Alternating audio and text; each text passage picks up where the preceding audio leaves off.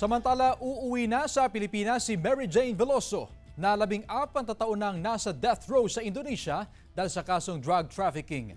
Ayon mismo yan kay Pangulong Bongbong Marcos kasunod ng mahigit sa isang dekadang pakikipag-usap ng gobyerno ng Pilipinas sa gobyerno ng Indonesia.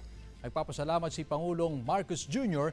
kay Indonesian President Prabowo Subianto at sa Indonesian government para raw sa kanilang goodwill o kabutihang loob. Ang pagpapauwi kay Veloso ay sumasalamin daw sa lalim ng ugnayan ng Pilipinas at Indonesia. Walang sinabi ang Pangulo kung kailan pauwiin si Veloso. Bago yan, nakapulong na ni Philippine Ambassador to Indonesian Gina Hamoralin ang Indonesian Coordinating Minister for Law and Human Rights kaugnay sa pagpapauwi kay Veloso. 2010 nang naaresto at nahatulan ng bitay si Veloso para sa kasong drug trafficking matapos siyang mahulihan ng mahigit sa 2 kilong heroin sa kanyang maleta.